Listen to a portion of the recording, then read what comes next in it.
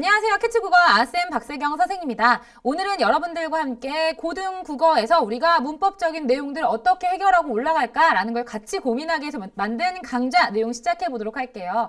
여러분들이 고등학교라고 하면 막연한 좀 두려움이 있잖아요. 실제 중학교 때 학습했었던 내용보다 조금은 심화된 내용들을 배우기 때문에 어렵다라고 느끼지만 실제 여러분들 막상 고등학교에서 이거 핵심적인 정보야 라고 단원 핵심을 딱 제시하면 중학교 내용, 문법과 별반 다르지 않구나 라는 걸 대번에 눈치채실 수 있을 거예요. 다만 이 강좌를 만든 이유가 뭐냐 하면 여러분들이 고등학교 때 배우게 될 문법적인 내용은 다 한 번씩 정리를 해드리고 고등학교 유형의 문제를 한번 풀어보면서 아, 이런 문제가 나오겠구나 라는 것들을 미리 점검하시라고 만든 강좌입니다. 여러분들 아마 이 이외에 선생님 강좌에서도 문법 강좌 있고요. 꼭 문법 강좌가 아니라 할지라도 예비 중1, 고1 강좌를 들으면 대다수 이런 문법적인 내용에 대해서 체크하실 수 있긴 할 거예요. 다만 얘는 전체 고등학교 과정에서 배우게 될 문법적인 내용은 다 요약적으로 제시해가지고 여러분들이 한꺼번에 볼 수 있도록 펼쳐놨구나. 그리고 제가 제공한 교환을 보면 문제가 있기 때문에요. 문제 미리 풀어보시면서 아, 이런 내용들로 고등학교 때는 문제가 나올 수 있겠구나 라는 걸 점검하시면 될 것 같습니다. 여러분들이 문제풀이를 미리 하지 않았다라고 한다면 나중에 선생님이 수업하는 과정에서 무슨 말이지? 라고 자꾸 멈추게 될 거예요. 그러니까 미리 문제를 다 풀어두시고요. 미리 지금 문제를 풀 수 없다라는 친구는 이론적인 강의를 들어주시고 문제를 풀어두신 다음에 문제풀이 강의로 이어나가시면 될 것 같습니다. 오늘 강의는 좀 워밍업이에요. 조금 더 쉬운 내용들, 여러분들이 중학교에서도 제일 처음 배우기도 하고 제일 간단하게 배우는 내용인 언어의 특성과 그 기능에 대해서 한번 이야기 나눠보도록 하겠습니다. 자, 첫 번째입니다. 언어의 특성이고요. 언어의 특성은 총 6가지로 제시를 해 놓았습니다. 첫 번째는 바로 언어의 기호성인데요. 자, 여러분들 기호성이라고 하는 것은 언어가 기호다라는 뜻이에요. 언어는 곧 기호인데 어떤 기호냐? 바로 내용도 가지고 있어야 되고 뿐만 아니라 형식도 있어야 되는구나 라고 생각하셔야 합니다. 이게 무슨 말이냐? 자, 여러분들 우리가 아기가 옹알옹알 되는 거 들은 적 있을 거예요. 그렇죠? 근데 그걸 들으면서 아, 저건 언어야 라고 이야기하지 않습니다. 지금 말씀드린 옹알이 하고 있는 건 형식은 존재해요. 우리가 형식은 음성 언어나 문자 언어로 실현이 되거든요. 자, 그러면 기본적으로 음성이 발생했으니까 언어가 아닐까라고 생각해 볼 수 있을 것 같아요. 하지만 그건 언어가 될 수 없습니다. 왜요? 그 안에 어떠한 내용을 함축적으로 제시하지 못하기 때문이구나 라고 생각하시면 돼요. 함축이 아니라 의미를 포함하고 있지 못하기 때문이구나 라고 보시면 됩니다. 자, 여러분들 이렇게 생각할 수도 있어요. 엄마들은 애기 우는 소리 혹은 아빠들은 애기 우는 소리만 듣더라도 쟤 지금 뭐 먹고 싶나 보네? 아니면 쟤 지금 기저귀 갈아줘야 되네? 라고 알던데요? 라고 할 수 있지만 그것은 그 울음소리랑 계속 학습된 결과겠죠. 실제 그 아이가 처음 울었을 때 바로 그것을 눈치챌 수 있을 정도였다면 그게 언어가 될 수 있었겠지만 그렇지 않아요. 그렇죠? 맞나요? 따라서 이런 언어들의 경우는 형식만 있다고 해서 언어가 아니다. 형식 안에 그 내용을 포함하고 있어야 된다라는 뜻입니다. 자, 예를 들어서 우리 꽃이라는 문자 언어가 있고요. 선생님이 꽃이라고 발음까지 했어요. 그럼 얘는 문자 언어와 음성이 지금 존재하고 있네요. 문자와 음성이 존재하고 있는데 게다가 얘는 뭐 어떤 사전적인 의미도 지니고 있어요. 그렇죠? 이런 의미. 그럼 이게 바로 뭐가 되는 거예요? 아, 그럼 꽃은 언어가 돼 라고 볼 수가 있는 겁니다. 아시겠나요? 그래서 우리가 언어라고 할 수 있는 것은 형식만 가져서도 안 되고 내용만 가져서도 안 되는 것 두 가지를 모두 가지고 있어야 바로 언어가 되는구나 라고 생각하시면 됩니다. 자, 그래서 언어는 내용과 형식으로 이루어져 있는 기호 체계이다 라고 생각하시면 되겠네요. 자, 두 번째 언어의 자의성인데요. 여러분들 이 자의성은요 꼭 알아두셔야 되는 주요 개념이라고 생각하시면 될 것 같습니다. 물론 나머지들도 중요하지만 얘는 특별히 시험 문제의 단골 출제예요. 만약 여기에 있는 파트가 문제가 나온다라고 한다면 되게 잘 나오는 게 자의성입니다. 우선 말씀을 드릴게요. 자의성이라고 하는 것은 나오는 것처럼 언어의 형식과 내용이 필연적으로 짝지어진 관계가 아니라 자의적, 임의적, 마음대로 짝지어진 관계다라는 뜻이에요. 무슨 말이냐? 자, 여러분들 지금 말한 것처럼 얘네들의 관계가, 내용과 형식의 관계가 필연적이지 않다. 자의적이다 라고 얘기했는데요.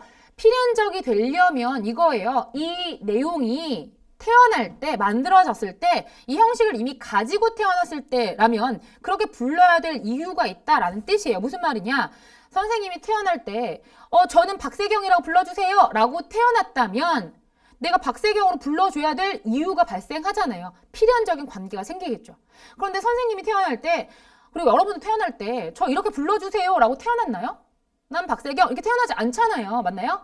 나의 내용 나왔어요. 나의 본질은 제시가 됐어요. 하지만 나의 이름은 어때요? 엄마 아빠가 이거 이름 이렇게 지어주면 좋겠는데 라고 결정한 거예요.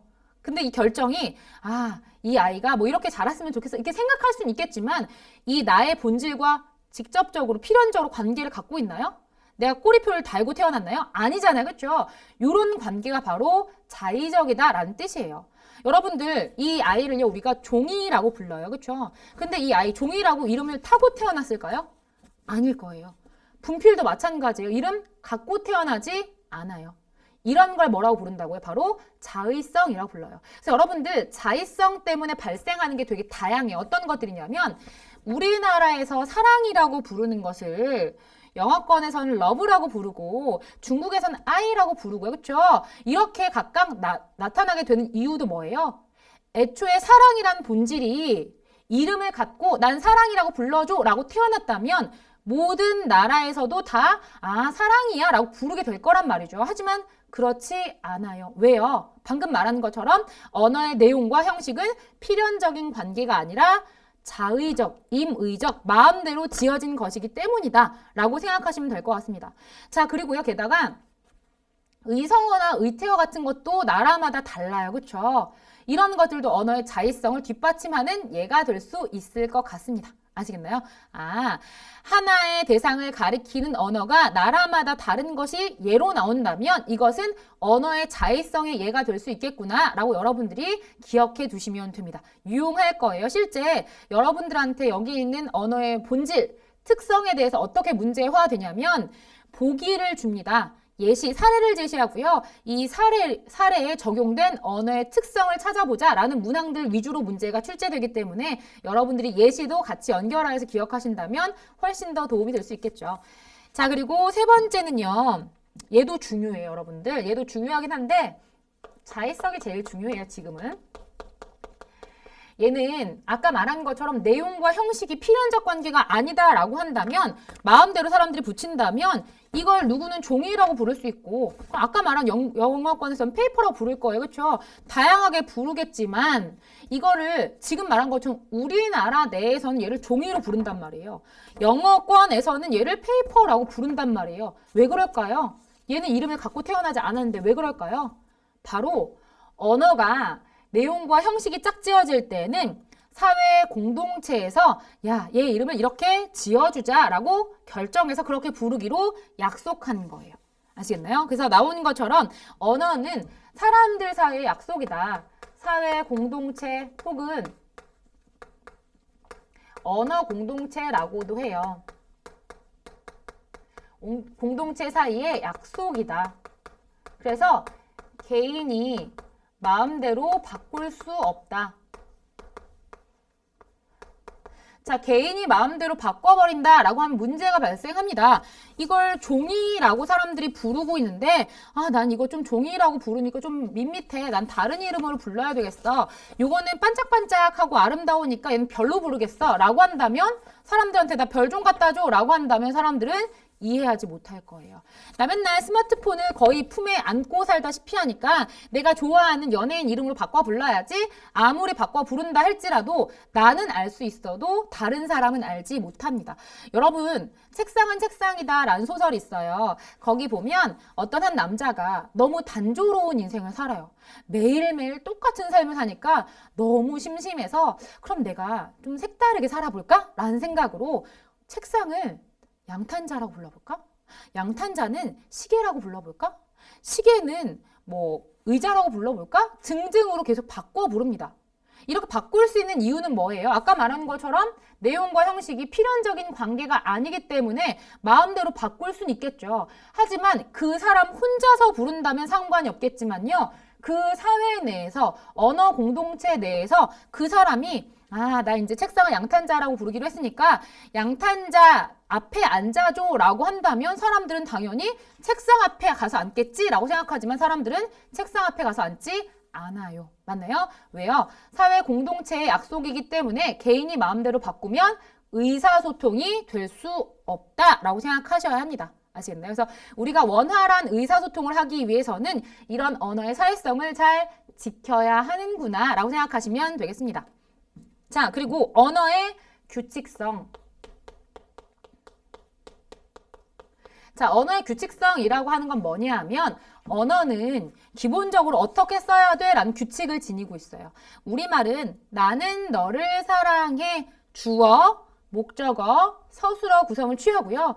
뭐 영어권 같은 경우에 I love you 라고 해서 주어, 서술어, 목적어.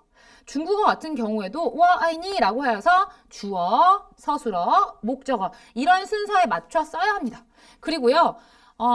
내가 책을 읽었다라는 문장은 말이 되지만 책이 나를 읽었다라고 하면 문장이 말이 되지 않아요. 제가 적절한 조사를 잘 사용하지 않았기 때문에 얘도 문법적 규칙에 맞지 않아서 틀린 언어가 되는 것이겠죠. 그래서 언어는 그 규칙에 맞게 사용해야 된다라는 게 바로 규칙성이다라고 생각하시면 됩니다. 우리 앞서 말했었던 사회성과 동일하게요. 언어의 규칙성도 잘 지켜지지 않는다면 언어의 의사소통이 원활하게 이루어질 수 없구나라고 생각하셔야 해요. 그래서 원활하게 의사소통하기 위해서는 방금 말씀드린 사회성과 규칙성이 잘 지켜져야 하는구나라고 판단하시면 될 것 같습니다.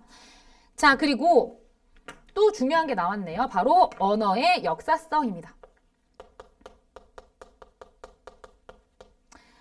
자, 이 언어의 역사성은 방금 말한 것처럼 자의성 못지않게 좀 중요하게 잘 나오는 언어의 본질적 특성 중에 하나고요. 언어라고 하는 게 꼭 우리 생명을 가진 대상이랑 되게 비슷해서요. 언어가 시간의 흐름에 따라서 생성되기도 하고 변화되기도 하고 소멸되기도 한다. 라는 게 바로 언어의 역사성이에요. 자, 여러분들 생성된 말들 한번 떠올려 볼까요? 지금 이 종이라고 부르는 것도요. 제일 처음 인류가 만들었을 때 그런 종이라는 말이 있었을까요? 없었을 거예요. 하지만 생겼겠죠.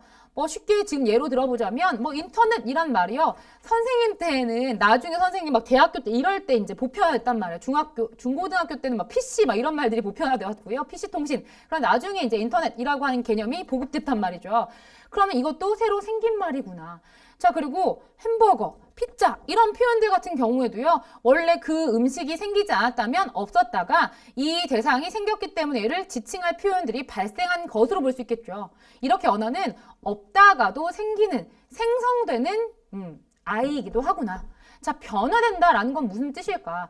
자, 여러분들 우리 훈민정음 서문을 보면 내가 백성들이 어리다, 어려서 내가 그들을 위해서 글자를 만들었다라는 부분이 있습니다.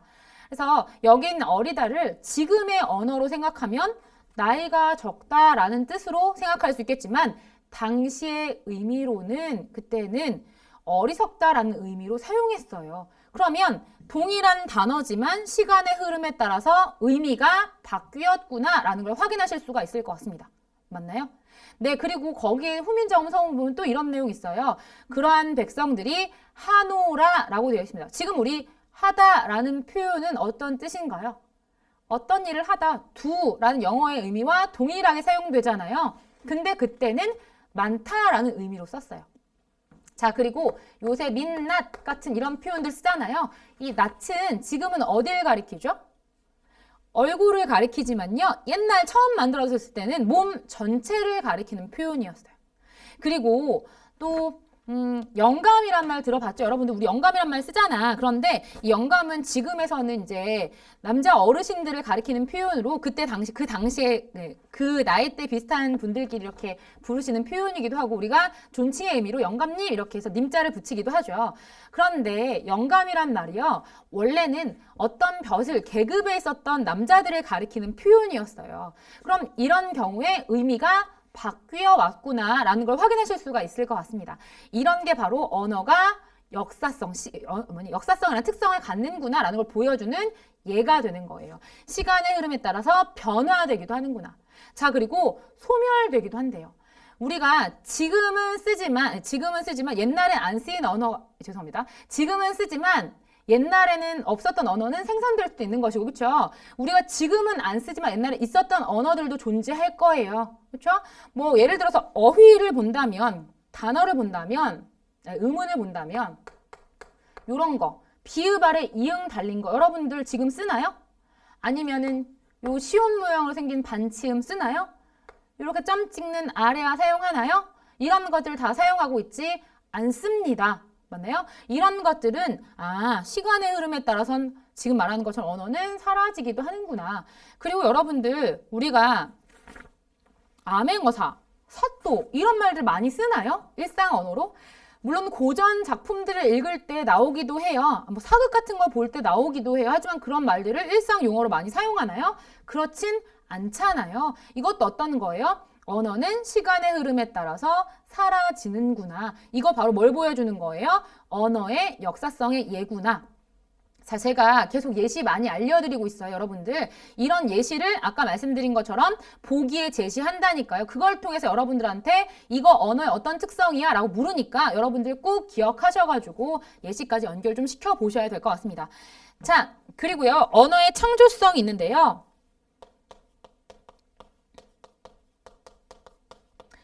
자, 언어의 창조성이라고 하는 건 뭐냐 하면 언어라고 하는 걸 우리가 지금 사용할 때요. 생성되는 개념과 연결시키시면 안 돼요. 선생님 만들어내는 거네요. 제가 지금 없었던 말을 만들었는데 이거 언어의 창조성인가요? 라고 하면 아니에요. 왜냐하면 이 창조성의 개념은 우리가 기존에 가지고 있었던 말들, 단어들 이런 것들을 조합하여서 새로운 말을 만들어내는 걸 우리가 창조성이라고 해요. 자, 여러분들 제일 쉬운 예를 들어드리자면 이런 거예요. 여러분들이 지금 친구들을 만나서 되게 많은 이야기를 주고받을 거예요. 그렇죠? 그런데 이 문장들을요. 내가 친구를 만나서 이렇게 얘기해야지 라는 걸 어렸을 때부터 학습해서 만들어 놓은 대본이 있어서 그걸 이야기를 하는 것인가요? 그렇지 않아요. 우리는 어렸을 때부터 단어들을 학습했고요. 이 여러 가지 단어들을 조합하여서 문장으로 만들어내서 친구들과 대화를 나누는 거예요. 맞나요? 그렇다는 건 기존에 내가 알고 있었던 언어들을 통하여서 새로운 말이나 문장을 무궁무진하게 만들어낼 수 있구나. 선생님이 만약 기억력이 엄청 좋다면 지금부터 계속 새로운 문장으로 말을 할 수 있을 거예요. 내가 가지고 있는 기존의 단어들을 가지고. 그렇죠? 이런 것들이 바로 뭐가 되는 거예요? 언어의 창조성이 되는 거예요. 또 다른 예로 여러분들 요새 신조어 중에서요. 줄임말 표현들도 되게 많잖아요. 기존에 있었던 단어들을 줄여서 표현하는 것. 이것은 아예 언어가 새롭게 생성되는 개념과는 다른 것이죠. 기존에 있었던 언어들을 조합하여서 만들어내는 것. 이런 것들은 뭐가 될 수 있는 거예요? 바로 언어의 창조성이구나 라고 하여서 여기에는 역사성과 구분하셔야 합니다.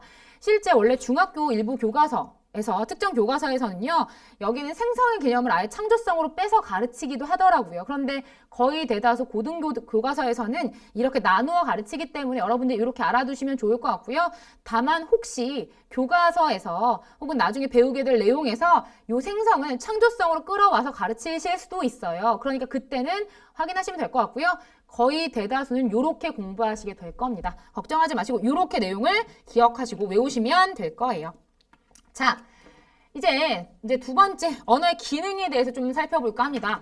우리가 언어가 보편적으로 어떤 특성이 있을까라고 이야기해봤고요. 그럼 이 언어가 어떠한 기능들을 하면서 일상생활에 사용되는가라는 걸 아셔야 될 것 같거든요. 그게 지금 말씀드린 언어의 기능입니다. 되게 다양한 기능들 5가지로 제시를 해놓고 있고요. 이 5가지 기능 중 첫 번째 기능은 언어의 지시적 기능입니다. 자, 여러분들 이 지시적 기능은요, 실제 요새는 교과서에서 많이 빼고 있어요. 왜냐하면 뒤에 배우게 될 정보적 기능하고 되게 비슷해가지고요. 요걸 구분하기가 쉽지 않거든요. 근데 간단하게 말하자면 지시하는 개념으로 사용될 때 우리가 지시적 기능이라 그래요. 지시라고 하는 게 뭐예요? 이것, 그것, 저것, 저기, 여기 이런 것들 우리가 지시적 개념이라고 하는 거 아닐까요?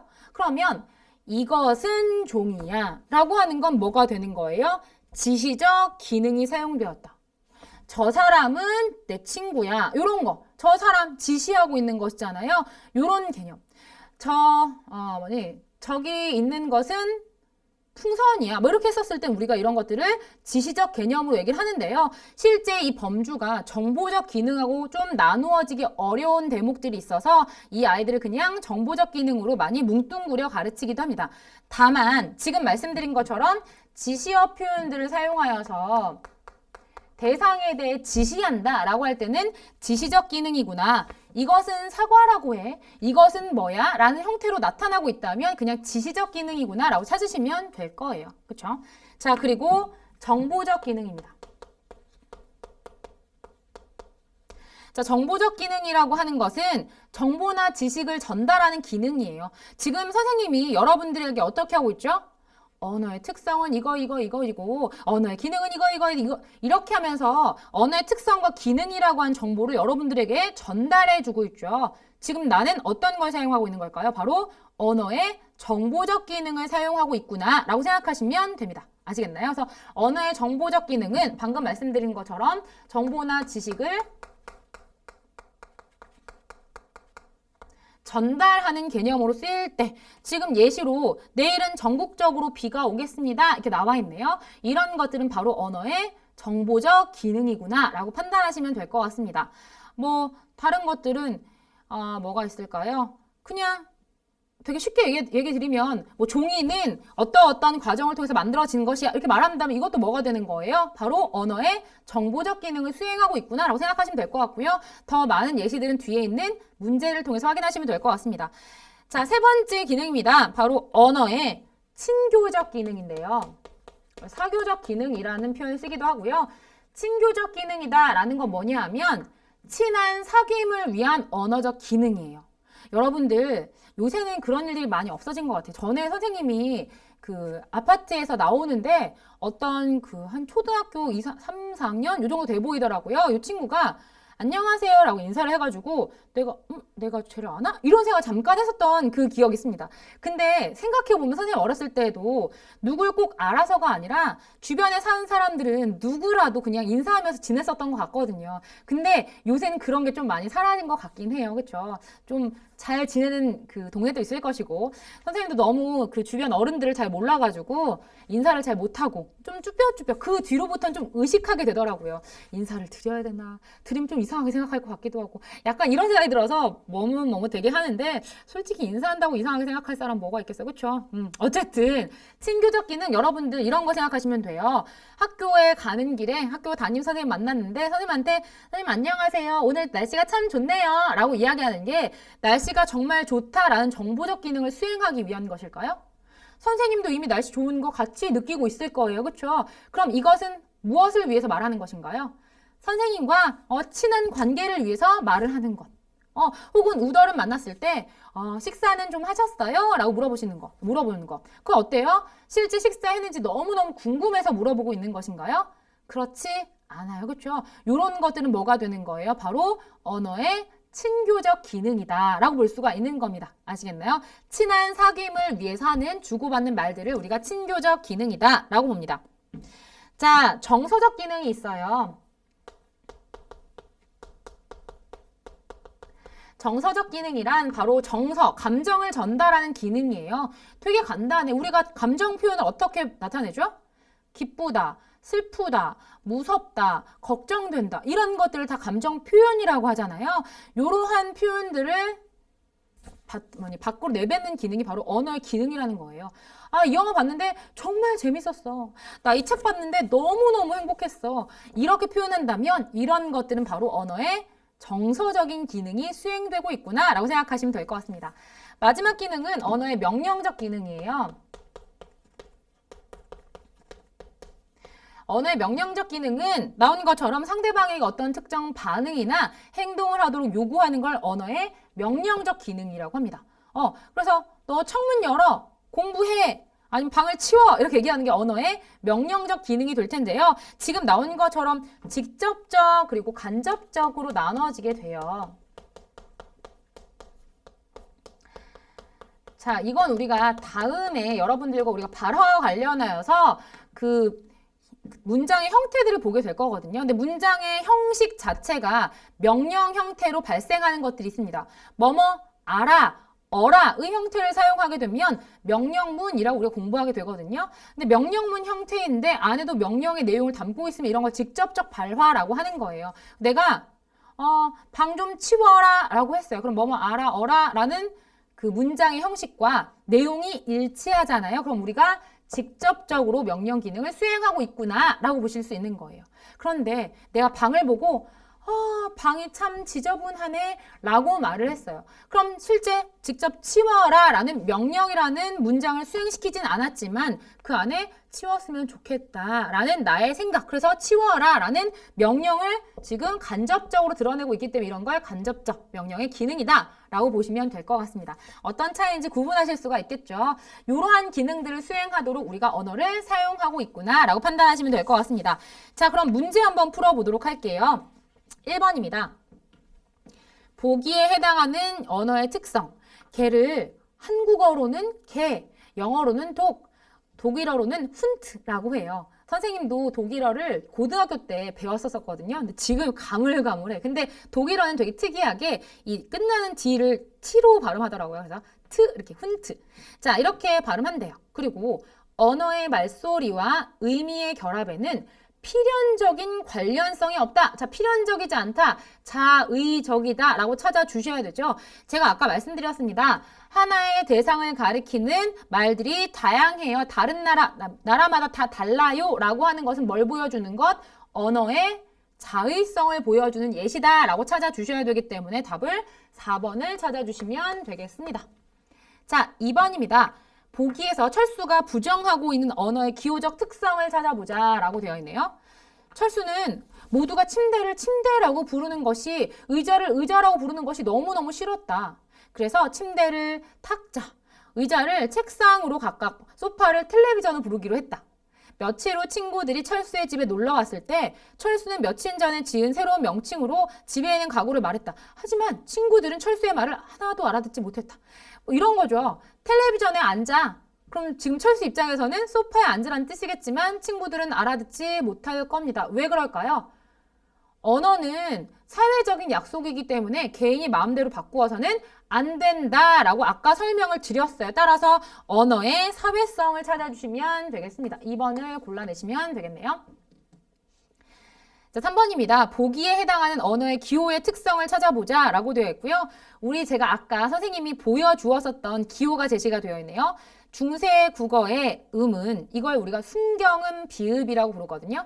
여러분들 아시겠지만 훈민정음은요, 모든 소리를 나타낼 수 있었다고 해요. 지금은 사라진 아이지만 이 비읍 아래 이응이 있는 것은 지금 영어로 따진다면 V, V, 이 소리에 가까운 아이라고 생각하시면 될 것 같아요. 또 피읍 아래 이응이 있는 것도 있거든요. 그런 경우는 이런 거, F 발음에 가깝다라고 생각하시면 될 거예요. 이러한 발음들이 존재했어요. 그리고 반치음이라고 하는 세모 표기도 이렇게 존재했지만 지금은 사라지고 있습니다. 사라져 쓰이지 않죠.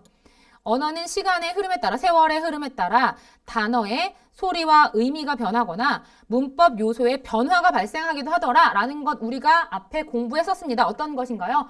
언어의 역사성이다 라고 공부했기 때문에 3번을 찾으시면 되겠네요. 자, 4번을 확인해 보도록 할게요.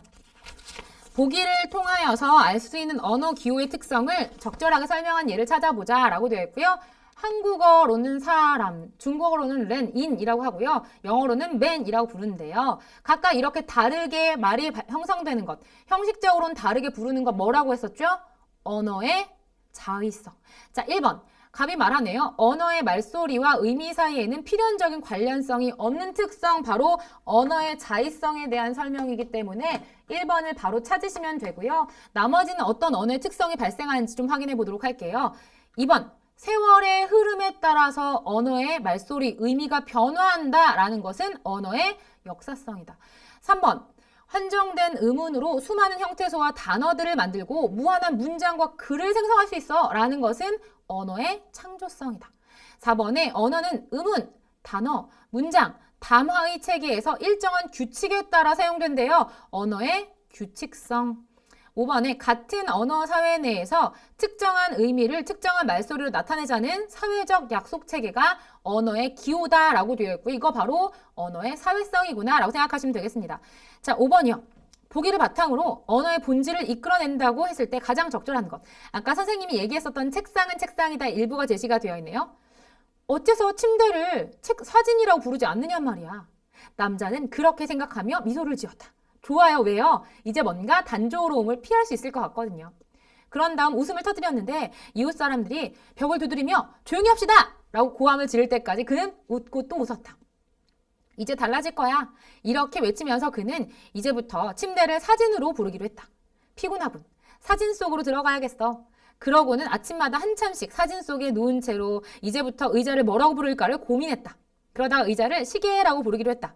그러니까 그는 자리에서 일어나 옷을 입고 시계 위에 앉아 양팔을 책상 위에 괴고 있었다. 그러나 책상은 이제 더 이상 책상이 아니었다. 그는 책상을 양탄자라고 불렀다. 자, 여러분들 지금 나와 있는 내용만 보더라도 지금 이 사람은 언어의 형식과 내용이 필연적인 관계가 없으므로 자신이 마음대로 바꾸고 있군이라 보실 수 있겠죠. 물론 마음대로 바꾸게 되면 사회적 약속에 의하여서 다른 사람들과 의사소통할 수 없게 돼요. 다른 사람들과 의사소통할 수 없는 부분까지 나온다면 이건 사회성이 되겠지만 지금은 내가 이 대상에 대한 이름을 다른 걸로 바꿔 부르고 있기 때문에 얘는 언어의 자의성이다 라고 보시면 될 것 같습니다. 1번에 언어의 의미와 말소리 사이에는 필연적인 관계가 없다. 자의성에 대한 설명이죠. 자, 2번에 언어는 같은 언어를 사용하는 사람들끼리 서로 약속한 것 바로 언어의 사회성에 대한 예입니다. 설명입니다. 언어는 시간의 흐름에 따라 생기거나 여러분들 아시는 것처럼 언어의 역사성. 언어에는 의미를 분명하게 전달하기 위한 규칙이 있대요. 규칙성. 사람들은 습득한 언어 지식을 바탕으로 새로운 단어와 문장을 무한히 만들어낼 수 있다. 언어의 창조성으로 보시면 될 것 같습니다. 자, 6번이요. 다음은 선생님과 학생들의 대화이다. 이에 대한 탐구 결과로 적절하지 않은 것 묻고 있네요. 선생님이 좋은 아침이에요 라고 하고 있고요. 학생들 선생님 안녕하세요. 좋은 아침입니다 했어요. 선생님이 창호는 오늘따라 얼굴이 좋아 보이네. 주말에 뭐 했어? 할머니 생신이라 가족들이 모두 모여서 저녁을 먹었어요. 응, 그랬구나. 자, 그럼 이제 아침 독서를 시작해볼까? 모두 책을 펴라. 그런데 그 전에 교실 환기 좀 할까? 유나야, 창문 좀 열어라. 네, 선생님 하는 대목이 제시가 되어 있네요. 좋은 아침이에요나 선생님 안녕하세요. 좋은 아침이에요 라고 말하는 것은 우리 앞에서 살펴보았었던 언어의 친교적 기능이다 라고 찾으시면 되겠죠. 모두 책을 펴라 라고 얘기하는 것은 바로 행동을 바꾸길 요구하고 있는 언어의 명령적 기능입니다. 오늘따라 얼굴이 좋아 보이네 라는 것은 너 얼굴 좋아 라는 정보적 기능 플러스 뭐까지요? 언어의 친교적 기능까지. 그렇죠? 친밀하다 라는 걸 보여주기 위해서. 유나야 창문 좀 열어라는 정서를 전달하는 정서적 기능이요. 아니요 행동을 요구하고 있는 명령적 기능이 수행되고 있구나 라고 판단하시면 될 것 같고요. 할머니 생신이라 가족들이 모두 모여서 밥을 먹었어요 라고 하는 것은 정보를 전달하고 있는 정보적 기능이다 라고 보시면 되겠습니다. 7번이요. 4번 찾으시면 되고요. 7번 보도록 하겠습니다. 다음 대화의 내용을 해석하는 것으로 적절하지 않은 것. 그러면 아래에 있는 내용들 보면서 올라가 볼게요. 니은은 기온이라는 정보를 전달하기 위한 발화이기 때문에 언어의 정보적 기능이래요. 기온은 18도야 라고 알려주고 있네요. 자, 니은은 학교라는 대상을 가리키기 때문에 여기는 내 학교야 라고 지시적인 기능이 수행되고 있구나 라고 볼 수 있을 것 같습니다. 자, 기억은 아침 사과가 건강에 좋대 라고 이야기했고요. 지금 이 경우에는 아침 사과가 건강에 좋다라는 뭘 보여주고 있는 거예요? 정보를 전달하고 있는 기능으로 볼 수도 있을 것 같고요. 플러스 친교적 기능까지 볼 수 있을 것 같거든요.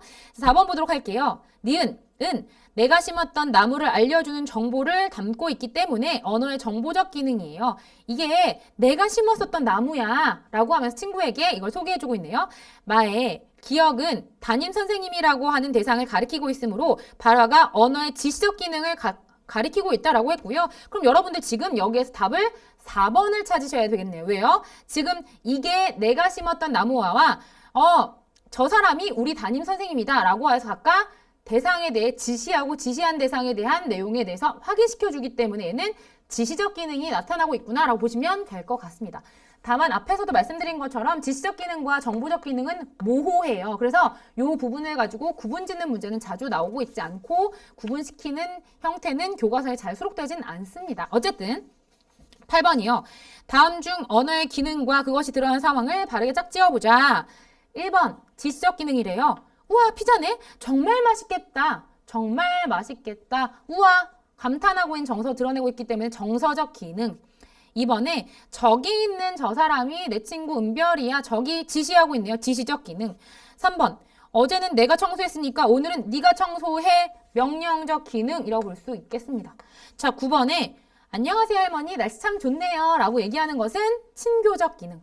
그리고 언어의 본질에는 자의성, 역사성 등등 가르쳐주고 있기 때문에는 정보의 기능. 자 마지막 9번입니다. 다음 중 보기와 같은 기능을 하는 것. 아침에 사과를 먹으면 건강에 좋다라는 정보를 전달하네요. 1번 조용히 해라. 명령적 기능. 2번 여기가 소강당입니다. 얘는 무엇입니다. 지시하고 있고 확인시켜주고 있으니까 얘는 지시적 기능. 이것이 내가 심은 나무야. 이것도 지시적 기능. 4번에 아저씨 점심은 드셨어요? 라고 묻고 있는 것 친교적 기능이겠네요. 5번에 오늘 낮 최고 기온은 몇 도입니다. 라고 하는 정보를 전달하고 있는 아이를 찾아주시면 될 것 같고요. 문제가 되게 단순하고 쉬워요, 여러분들. 여기 있는 아이들 가지고만 문제를 여러분 풀 수 있다면 거의 대다수 고등학교 올라가서도 이 부분은 틀리지 않을 수 있을 겁니다. 다만 다음 시간부터 좀 문제 풀이가 어려워질 수 있기 때문에 그거 좀 염두에 두시고 여러분들 긴장하고 오셔야 될 것 같고요. 배운 내용 잘 정리해 주셨으면 좋겠네요. 오늘도 열공한 우리 친구들 모두 수고하셨습니다. 감사합니다.